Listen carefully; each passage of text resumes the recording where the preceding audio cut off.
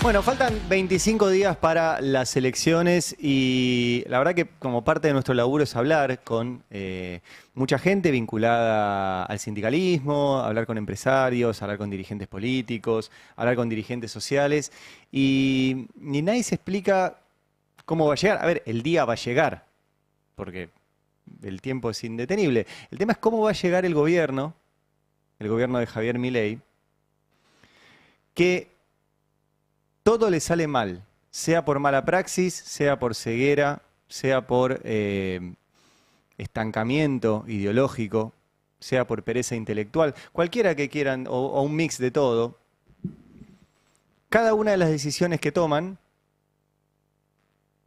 lo complican cada vez más. Por eso me acordé de esta famosa frase, ¿no? De una frase que el copyright lo tiene Diego Maradona, al cual se lo extraña mucho. Sería muy interesante que Diego estuviera acá y fuera también un actor político como lo era de esta época. El famoso "se le escapó la tortuga", ¿no? Que es una vieja historia vinculada, alguna vez la contó Coppola, de que él vivía al lado de la embajada de Estados Unidos y parece que se le había escapado la tortuga al hijo del embajador James Chick. Finalmente incluso Coppola contó que una vez estaban en el garage, Maradona la encontró, la levantó con la pata, después la devolvieron, no importa la anécdota, pero la frase "se le escapó la tortuga" tiene mucho significado, porque obviamente la tortuga camina despacito, y si se te escapa una tortuga es que sos muy torpe, muy distraído, o vas más lento que la tortuga. Y habla mucho de Milei, habla mucho de Caputo, habla mucho de este gobierno, que se le escapa la tortuga. Porque en su ceguera, y repito, en su estancamiento ideológico de quedarse con un manual donde supuestamente pasan las cosas que pasan solo en el Excel de Milei, cuando esas cosas no suceden, entramos en una caída de la cual tienen que ser rescatados ya 2 veces en lo que va de este año por los Estados Unidos. Y siempre la culpa es del otro. Siempre la culpa está afuera. De hecho, ayer Milei insistió con esto, con que él está haciendo todo bien, le iba a ir bien en las elecciones, y de repente pasó algo que puso en jaque a su gobierno, que era el mejor de todos los tiempos, con el mejor ministro de Economía de todos los tiempos, con el mejor jefe de gabinete de todos los tiempos, con el mejor presidente de todos los tiempos, y que tenía las ideas más geniales del mundo y era indetenible e irreversible. De repente todo le empezó a salir mal. Escuchen cómo lo explica Milei. Eso era lo que estaba pasando. La inflación a la baja. Digamos, la inseguridad fuertemente cayendo. ¿Qué quiere decir esto? Esto daba un contexto electoral que era muy positivo para el gobierno. Sí. Bueno, del otro lado decidieron empezar a atacar. Es decir, y salieron a romper todo. O sea, básicamente lo que vos ves es un esquema destructivo instrumentado desde el Congreso de la Nación de intentar de romper todo lo que hizo el gobierno. O sea, digamos, hay una vocación destructiva. Entonces, en esa vocación destructiva, la consecuencia de esto es que te aumentó el riesgo país. Cuando te aumenta el riesgo país, se te dispara la tasa de interés y al dispararse la tasa de interés, se te frena la actividad económica. Entonces, vos te venías llevando una actividad económica y ahora te encontrás con que no tenés demanda o que los pedidos que tenías ahora tenés menos, que el flujo de negocios ahora está mucho más lento y claramente es la consecuencia que vos tenés un grupo de forajidos tratando de romper todo el tiempo, entonces eso tiene consecuencias. ¿Qué fue el romper todo? El romper todo fue que el Congreso funciona y que llevó adelante varias leyes que tenían que ver con las personas afectadas por las políticas económicas de Milei, que vestidas de una baja, como él dice, de la inflación y un dólar barato, estaban quedando afuera y estaban pagando por esta política económica. ¿Quiénes eran? Los jubilados, que el Congreso votó un aumento muy mínimo, muy chiquitito, y que Milei vetó 2 veces. Las personas con discapacidad, que simplemente era declarar una emergencia porque lo necesitan. Los niños, que puedan ir a un hospital, a un sistema pediátrico y funcione. El sistema universitario, para tener un país serio. Y dinero para las provincias, porque este gobierno se los roba. Si ustedes miran cómo el gobierno sostuvo lo que dicen que es la base de todo su plan económico, que es el déficit cero, lo sostuvo a base de no aumentar jubilaciones. De hecho, hoy en el boletín oficial vuelven a publicar el bono previsional en 70.000 pesos, el mismo bono de hace un año y medio, por ende vale la mitad, menos de la mitad. Los jubilados explican el 30% del recorte. La otra parte le explican las transferencias a las provincias que se robaron, la otra la obra pública que frenaron. Y Milei insiste con que un Congreso que empezó a decir, bueno, voy a tratar de que los afectados por las políticas económicas de Milei estén un poquito mejor, es el Congreso que rompe todo. Y lo que muestra en realidad es que un gobierno que decía que tenía un búnker de hormigón irrompible e impenetrable, básicamente era un castillo de naipes con el que te distraían mientras se choreaban más de 100.000 millones de dólares. Porque hay que empezar a decirlo así. El riesgo país no tiene que ver con que el Congreso diga, paguemos un poquito más de jubilaciones, tengamos emergencia pediátrica para que los niños vivan, las personas con discapacidad tienen. De hecho, eso no es el riesgo país. El riesgo país es el riesgo que hay de que un país no pague sus deudas. Y la Argentina no es que va a dejar de pagar sus deudas si tiene hospitales pediátricos para salvar a sus niños. Argentina no va a poder pagar sus deudas porque Milei y Caputo, en lugar de juntar los dólares que tenían que juntar y que vinieron del blanqueo, 20.000 millones de dólares, de una buena cosecha el año pasado, de los bonos, de guita de los bancos, de guita del Banco Mundial, de guita del BID, en vez de juntar dólares, los regalaron. Y lo único que juntaron es deuda. Y como juntaron deuda y ahora no se puede pagar, aumenta el riesgo país. Entonces el riesgo país es culpa de Milei. No es culpa de que el Congreso intentó paliar un poquito las consecuencias de este plan económico de crueldad planificada, de hambre. Es porque los que le prestaron dinero a la Argentina creen que la Argentina no le va a pagar. Y no es porque crean que Milei es comunista, trotskista, que la deuda la paguen los capitales. No, no. Ellos saben que si Milei tuviera la plata, les paga. Pero saben que Milei no la tiene.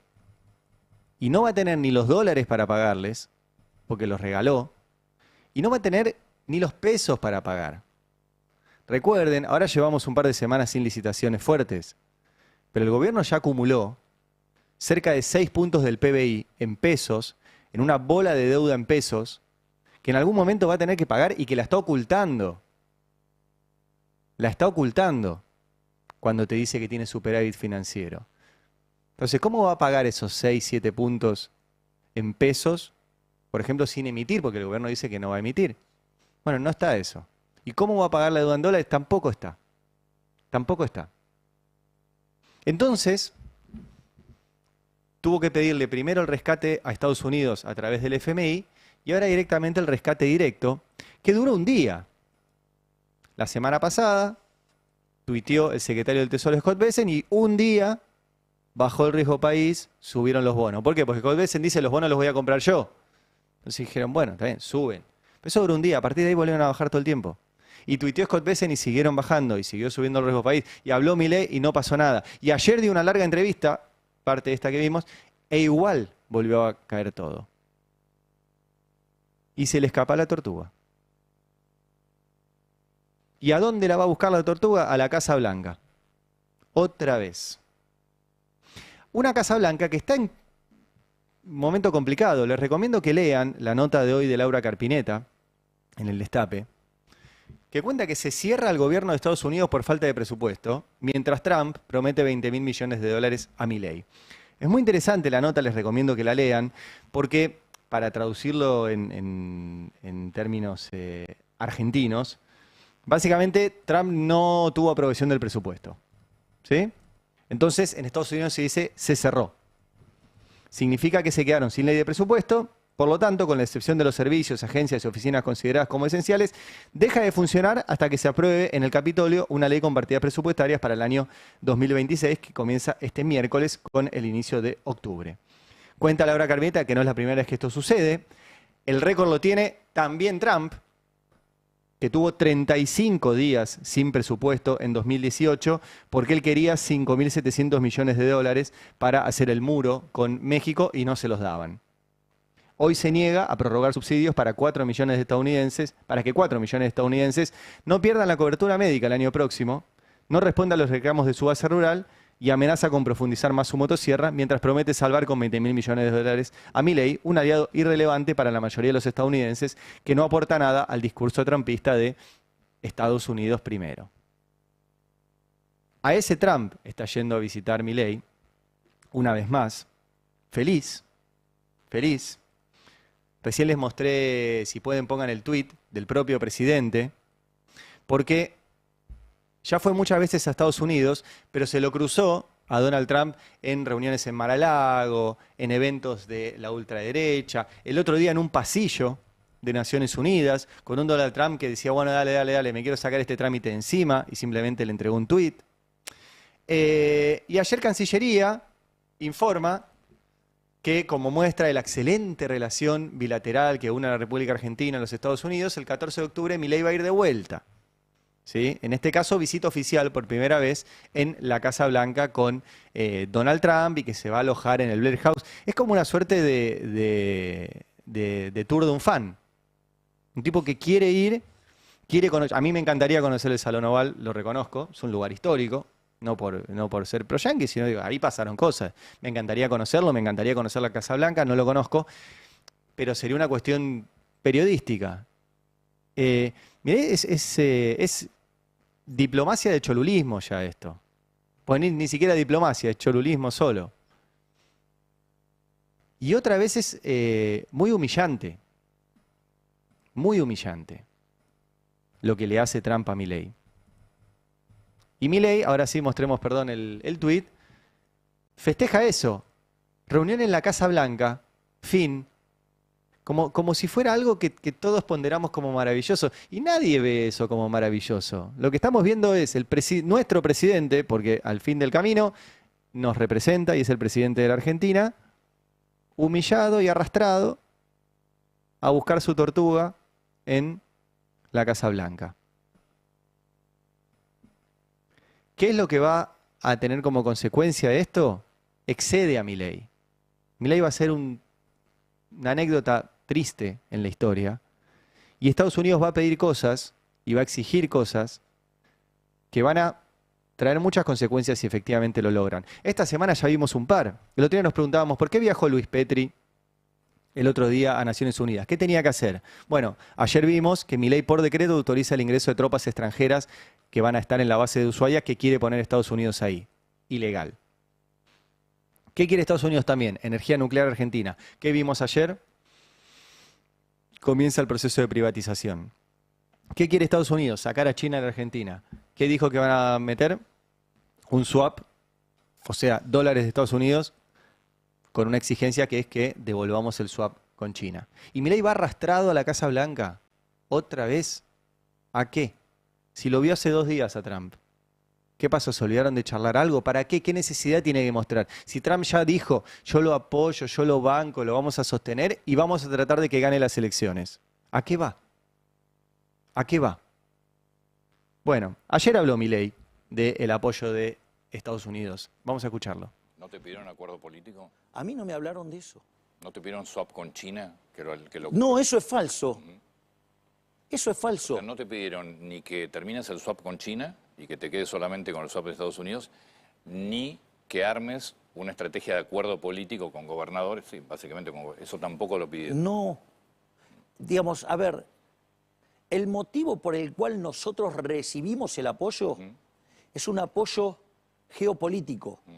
El resto son operaciones domésticas para levantarse el precio, Bien. para meter presión mediática y para poder negociar las otras partes de un lugar mejor. Vamos por partes. Scott Bessent dijo que acordaron laburar en que Estados Unidos compre nuestros bonos, nos preste guita directamente, meta un swap de 20.000 millones de dólares, cifra que puso el secretario del Tesoro de Estados Unidos, que volvamos a poner las retenciones y que van a evaluar comprar parte de nuestra deuda. Dijo que lo conversaron y que lo van a hacer, así que no es un invento nuestro. Lo puso Scott Bessent en su tweet. Ahora, Milei dice que todo eso es falso, que nada de eso va a venir, que simplemente es un apoyo geopolítico, lo cual abre dos problemas. Uno, ¿el presidente está reconociendo que no va a venir un mango? Si es así, confirma lo que nosotros también hemos recogido con distintas fuentes, que efectivamente Estados Unidos no va a poner un mango y que lo único que está dispuesto a poner es este swap para correr a China de una presencia en nuestro Banco Central. Pero el presidente está diciendo eso, que no hay nada. Y segundo, si es un apoyo geopolítico, ¿por qué el gobierno de Estados Unidos está haciendo campaña para ver si este gobierno logra que le vaya bien en las elecciones, si todo andaba fenómeno? Si sacaron 12 millones de personas de la pobreza, si bajaron la inflación, si eliminaron la inseguridad, todas esas cosas que dice Milei. ¿Para qué necesitan el apoyo de Estados Unidos para ganar la elección? Bueno, todas preguntas que quedan sin contestar y que se enmarcan en este viaje de Milei a buscar su tortuga en Estados Unidos. Y ayer se le escapó otra tortuga con el tema de las billeteras digitales. Milei habilitó el famoso, sacó el cepo, entonces bueno, el que quiera comprar dólares, que compre dólares, qué sé yo, no tiene dólares. No tiene, entonces hay más gente que quiere dólares de los que dólares que hay. Y ayer les pasó eso. Ayer al mediodía se quedaron sin dólares. Ayer al mediodía había mucha demanda de dólares para comprar. El dólar se empezó a ir para arriba. E hicieron dos cosas. Pusieron muchos dólares para que el dólar baje, en un momento donde deberían estar comprando dólares y recomponiendo las reservas con los 7.000 millones de dólares que le dieron al sector agropecuario con retenciones cero para que lo liquiden y comprar el gobierno saudí. No los compraron, sino que es más, tuvieron que poner para que el dólar siga en un nivel más o menos estable en estos 25 días. Y son 25 días. Eso les pasó ayer al mediodía. Y sumado a eso, le dijeron a algunos bancos, sobre todo al Banco Industrial, al BIND, que labura con billeteras digitales, que no vendiera más dólares oficiales a través de billeteras digitales. Entonces se cortó esa operación. Las billeteras digitales no tienen acceso al mercado de cambios, sino que lo hacían a través de un banco que sí tiene. Entonces vos con tu aplicación podías comprar ahí. Bueno, ahora no se puede más. ¿Por qué? Si sobran dólares. Sí, como decía Pablo Quirno, el secretario de Finanzas, ¿con qué pesos? ¿Se acuerdan que jodían que iban a hacer una remera que decía ¿con qué pesos? El tema es ¿con qué dólares?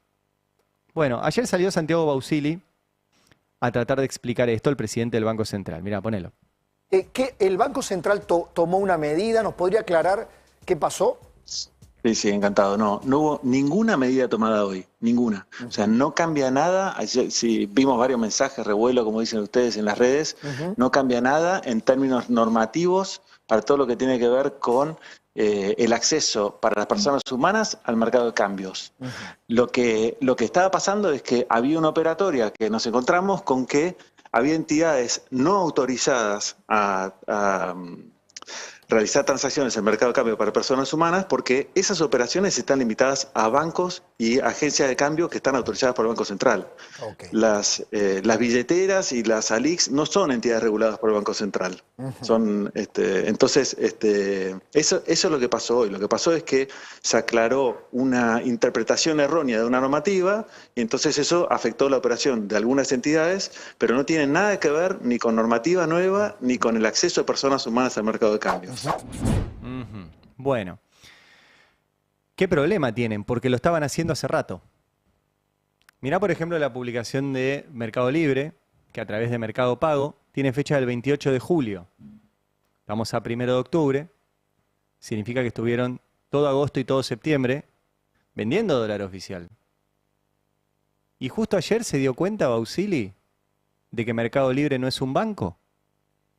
Justo ayer se dio cuenta de que Mercado Pago no es una casa de cambio. ¿Qué pasó estos 2 meses? ¿Se estuvieron haciendo los distraídos? ¿Recibieron algo a cambio de hacerse los distraídos? Porque esto era público. Hacían publicidad en todos lados de que ahora podías comprar dólar oficial a través de las billeteras. Y si efectivamente, como dice el comunicado del Banco Central, mostrémoslo porque después de esta charla de Bausili sacaron un comunicado, y se aclara que no hay ningún cambio normativo para la compra de dólares, ¿sí? Y dicen, la compra-venta de dólares está regulada por el Banco Central y solo puede realizarse a través de entidades autorizadas. Esto significa que únicamente los bancos y las casas de cambio pueden canalizar operaciones de moneda extranjera. No está permitido tercerizar.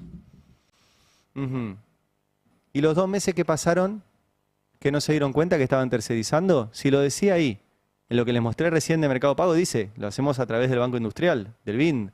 O sea que lo tercerizaban. ¿Tuvieron 2 meses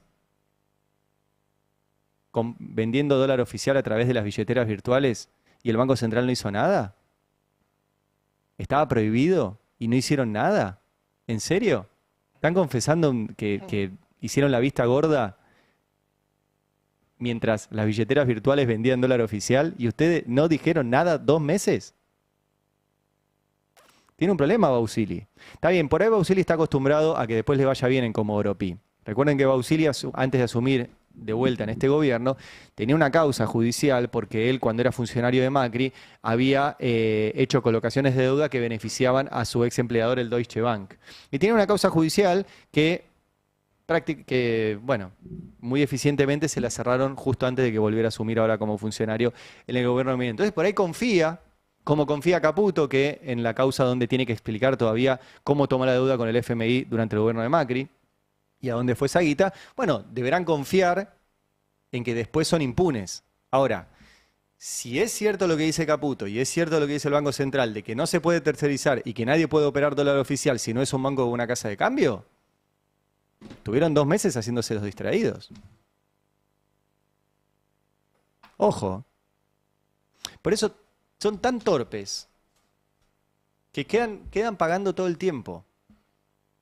Y ayer tuvieron que hacerlo, les muestro la imagen de la operación del mercado, como les dije, porque efectivamente al mediodía, la imagen 48, Fer, viene el pico que había hecho el dólar, 1450. Entonces tuvieron que salir a operar por debajo de la banda para volver a bajarlo. Y en ese volver a bajarlo, dejaron afuera un montón de gente que tiene o que opera a través de esas billeteras virtuales. Que también, si sigo con lo que se les escapa de tortuga, son votantes de ellos. Son votantes de ustedes. Los están dejando afuera. Es realmente difícil de comprender la cantidad de errores que cometen en lugar de hacer lo que tienen que hacer, que es acumular dólares, dejar de acumular deuda, comprar los dólares, dejar que el dólar esté donde tiene que estar y no mentir para ver si garronean un par de votos de acá a octubre, pues no los van a garronear. No los van a garronear. Ayer explicaba todo esto y quiénes son los perjudicados Sergio Palazzo, diputado nacional y secretario general del gremio de la bancaria, que estuvo aquí en el Destape y obviamente le preguntaron sobre esto a la noche. Mirá. Estamos trabajando con los asesores para hacerle un pedido de informe mañana al presidente del Banco Central porque acaba de reconocer entonces que se están efectuando operaciones que solo pueden efectuar los bancos a través de billeteras virtuales que él no las está regulando. Durante meses. Claro, entonces que nos explique a partir de ahora cuántos dólares oficiales le vendieron a quien no le debieron haber vendido dólares oficiales para que hagan negocio con el dólar oficial, que son las billeteras virtuales. ¿Qué son como cepitos que va poniendo el Banco Central? Y no son cepos a la gente, claramente, pero sí empieza a condicionar la actividad de los bancos en cuanto a la operatoria. El usuario que no tiene una cuenta bancaria, que hoy compraba dólares por intermedio de las billeteras virtuales, mañana no va a poder comprar. No lo va a poder hacer. Es un cepo para esa persona. Para esa persona sí, si tiene cuenta bancaria sí lo puede seguir haciendo. Pero para un sector de la población, quizás el más informal, Era El una- más informal y el más joven, que generalmente no tiene una cuenta bancaria, sino que opera directamente con billetera virtual. Debe haber un número importante de gentes ahí. Bueno, 9 en punto. Mi solidaridad a los compatriotas uruguayos, que no debe haber internet en Uruguay porque Marcos Galperín, que es el dueño de Mercado Pago y que tiene su domicilio en Uruguay para no pagar los impuestos que tiene que pagar en la Argentina, todavía no dijo nada de todo esto.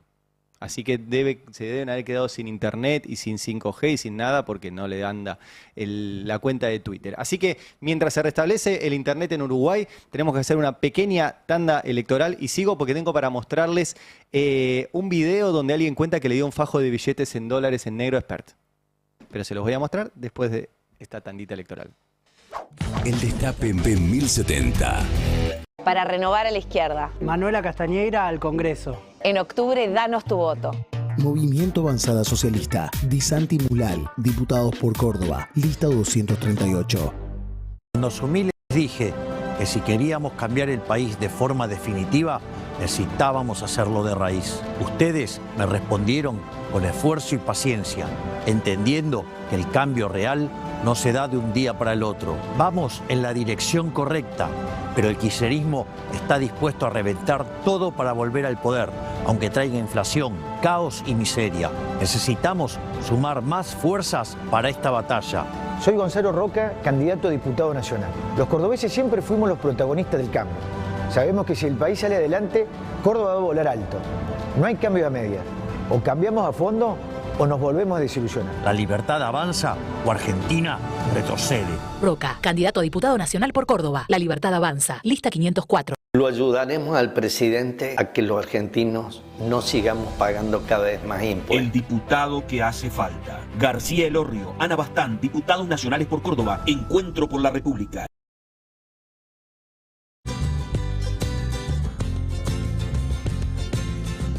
Fuerza Patria, lista 503. Juan Manuel Urtubey, senador nacional. Emiliano Estrada, diputado nacional por Salta.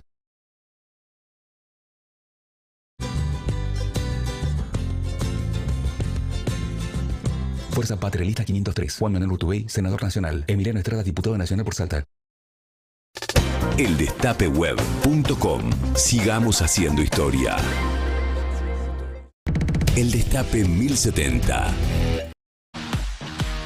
Bien, les comentaba sobre todo esto de las billeteras virtuales y acá en el chat me están aclarando, porque nos escuchan desde Uruguay, que hay internet en Uruguay, así que no sabemos entonces por qué Marcos Galperín no dijo nada sobre su operación fuera de la ley, según dijo el presidente del Banco Central, Santiago Bausili, ya que te vendía dólares a través de su plataforma, que recuerden, y siempre digo lo mismo, cada uno utiliza la plataforma que quiere, de hecho está bastante buena, pero sepan que no tiene ninguna regulación. Entonces, las regulaciones que tienen los bancos, que son muchas, que tienen que ver con información que tienen que dar al Banco Central, con encaje, que es dinero que tienen que tener quieto para garantizar que si alguien va a buscar la plata esté, con salarios que tienen que pagarle a sus trabajadores, que son salarios bancarios, nada de eso lo cumplen. Porque dicen que no son bancos. Y como dicen que no son bancos, según Santiago Bausili, el presidente del Banco Central, no podían vender dólar oficial y estaban vendiendo. Y recién ayer se enteraron después de 2 meses que no. Bueno, no sabemos entonces por qué Marcos Galperín no dijo nada al respecto.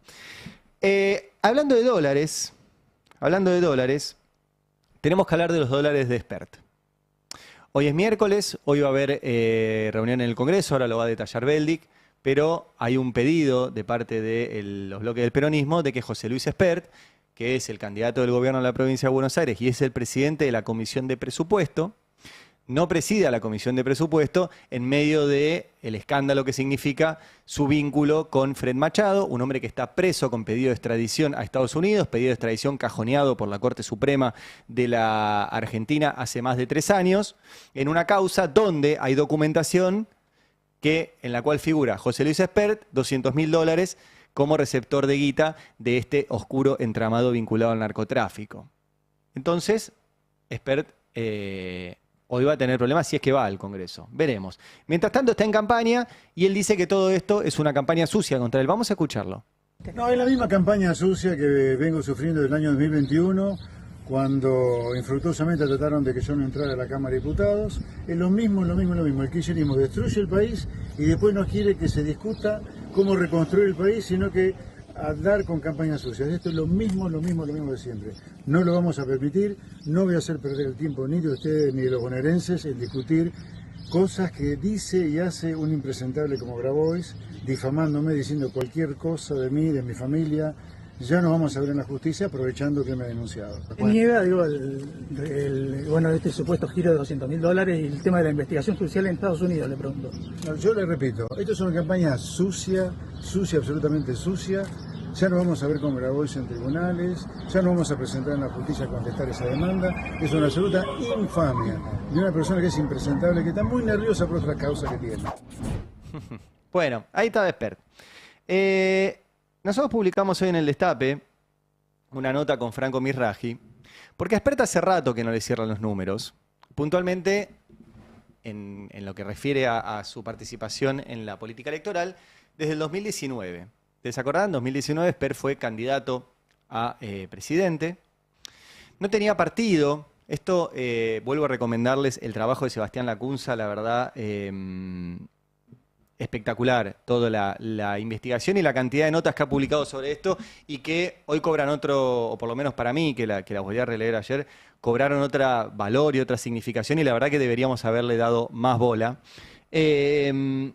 Porque bueno, ahí está toda la historia de Spert, su candidatura, su vínculo con Acef, que era el que le había dado el partido. Acef se retira 5 minutos antes de que tuvieran que presentar las listas, tuvo que salir a buscar un sello de goma, lo consiguió a través de José Bonacci, un dirigente santafesino que tenía un partido que se llama UNITE y que le prestó el sellito para que Spert fuera candidato liberal. Le fue muy mal después en las elecciones, pero no cambia lo mal que le fue en las elecciones con que tenía que tener los papeles en regla.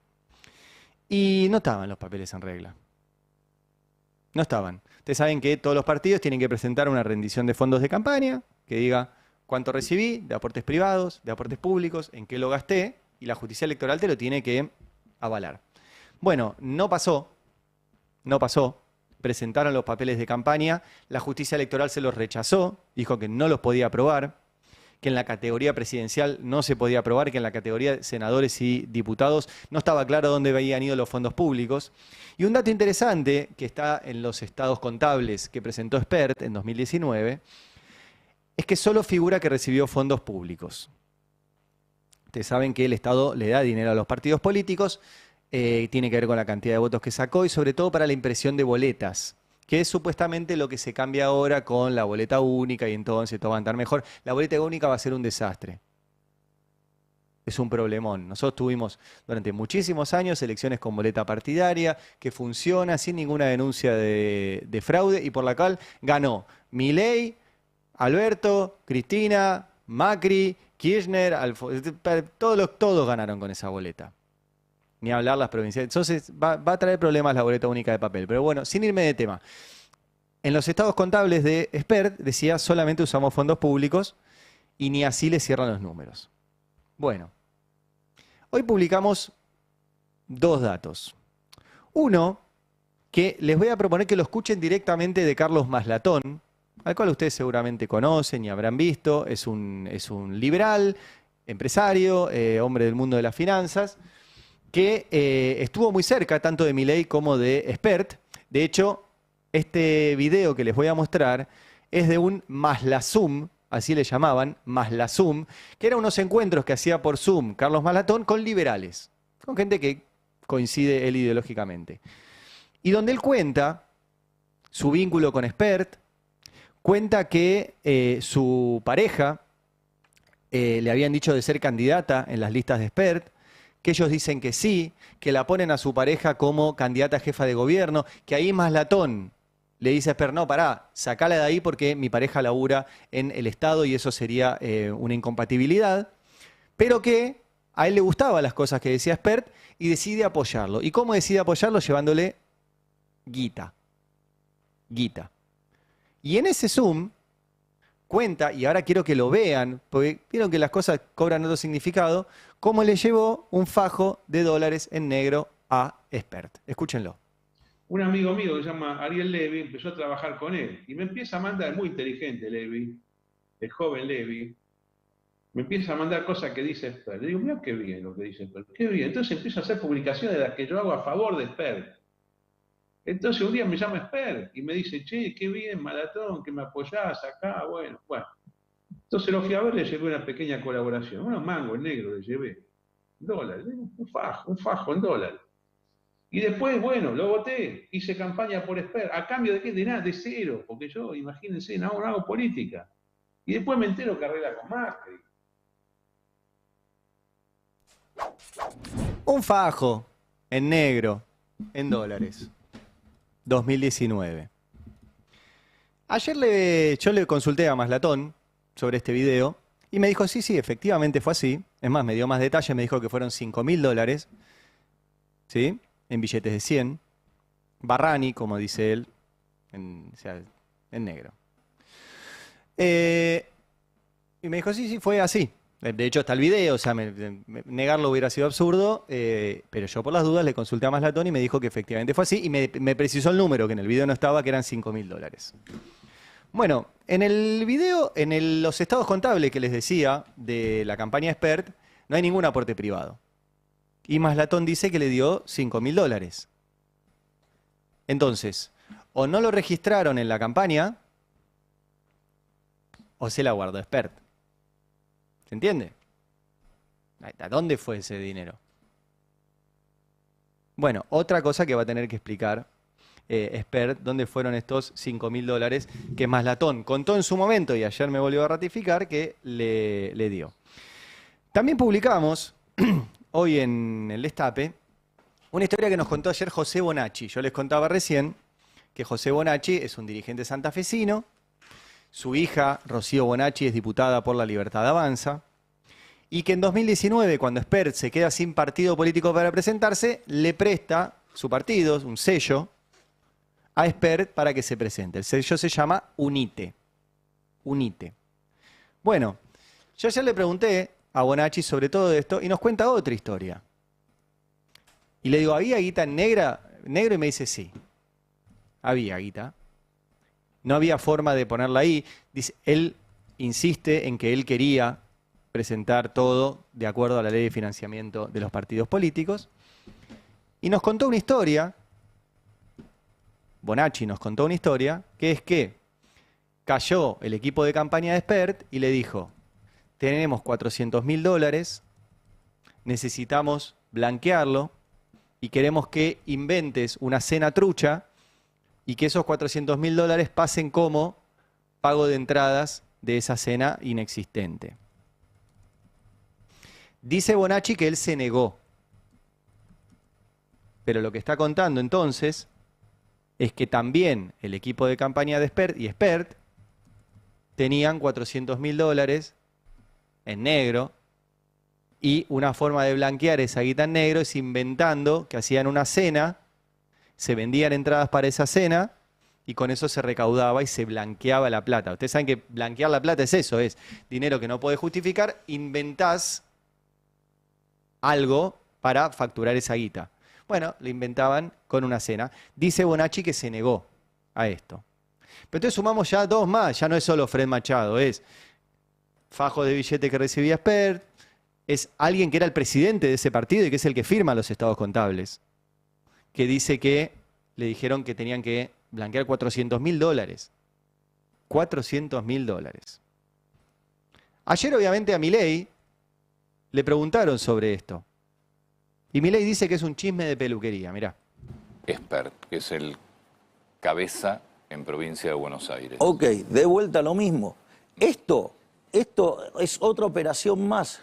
Es la misma operación que le habían hecho en el año 2019. Este es diferente. Bueno, está bien, digo, pasaron 6 años. Esto es una denuncia nueva que habla de una cifra de $200.000. Sí, mira, yo te voy a decir algo. La causa en los Estados Unidos. También, digamos, yo escuché a alguien que hablaba de una cifra de 7, digamos, dígitos en dólares y agarraba y daba especificaciones de cuándo había sido eso, dónde. Y lo peor de todo es que yo había estado en ese lugar y era todo falso. De hecho, digamos, se hizo la demanda Expert y la ganó. Entonces, digo, de vuelta, chimento de peluquería, operaciones para ensuciar. Bueno, es parte de la... Pero es que esto es parte... Pasa, no es un chimento de peluquería, es una causa de Estados Unidos. Bueno, está bien. A ver, que avance la justicia. Bueno, esta es la de Machado, la de si efectivamente Machado le transfirió $200.000 como figura en la causa de Estados Unidos. Pero ya empiezan a aparecer muchas más. Y, según Milei, es un chimento de peluquería. ¿Qué sé yo? Ahora tendrán que explicar esta guita que Maslatón le dio, a dónde fue, y tendrán que explicar esto que cuenta Bonacci, de que le dijeron que querían blanquear $400.000 y él se negó, pero tenían $400.000 sin explicar. Y lo loco es que tienen que explicar algo que ellos mismos difundieron. Por ejemplo, Agustín Romo, que es un hombre del gobierno, cuando estaban peleados con Espert, esto es de 2022, Espert puso algo con su participación como diputado, etc. Y Romo le pone, Fab, si nunca volaste en el avión de un narcotraficante. Bueno, todos nosotros le dimos Fab a Romo, creo que debe haber sido la única vez. Pero eran los mileístas los que decían esto. De hecho, Romo, no sé si va a estar ahora creo que va a estar en el acto de donde Milei presenta el libro, ¿no? En el Movistar Arena, va a ser parte de digamos, de los minions de Milei ahí en ese evento. Y ellos eran los que decían que Espert tenía vínculos con un narco. Lo decía Lilia Lemoine también. Y ahora todo empieza a surgir. Repito, las notas de Sebastián Lacunza, ahora esto que suma Maslatón, lo que suma Bonacci, un montón de cosas tiene que explicar Espert. Cuyo patrimonio además justo crece después de esas elecciones. Él se compra su casa de 250 metros cuadrados en Bécar en noviembre del 2019. Después de las elecciones en las cuales le va muy mal. Alguno me dirá, bueno, vendió un departamento y es un empresario, un economista exitoso y tenía mucho consumo, qué sé yo, que lo explique. Justo se compra un BMW, justo después. Yo qué sé. La verdad, es todo muy sospechoso. Y por eso va a ser importante lo que suceda hoy en la Cámara de Diputados, porque es el presidente, no solo es el candidato del gobierno en la provincia de Buenos Aires, sino que es el presidente de la Comisión de Presupuesto. Ayer, Juan Grabois, que es el que tomó esta información que hay en Estados Unidos y la trajo a la justicia argentina para que se lo investigue, lo definía así, esta situación de Espert como presidente de la Comisión de Presupuesto. Espert realmente no está en condiciones de presidir la Comisión de Presupuesto. Este miércoles hay reunión de la Comisión de Presupuesto. Hay mucha gente que va a pedir el apartamiento de la comisión y el desafuero, comisión en la que también está Villaverde, lo cual es como una contradicción. Que maneje el presupuesto una banda narco, el presupuesto, Ernesto, el presupuesto de la República Argentina lo maneja una banda narco. Espert, Villaverde. Y la verdad es que sería bueno que Espert me mande una carta de documento, porque si todo lo que estoy diciendo es falso, no podría hacer un juicio. Lo estoy esperando. Yo le hago un juicio y le gané a todos los que me difamaron. Bueno, hoy es miércoles y vamos a ver qué pasa en la Cámara de Diputados. ¿Va Espert? Bueno, es la gran pregunta. Debería ir. Debería ir y está citada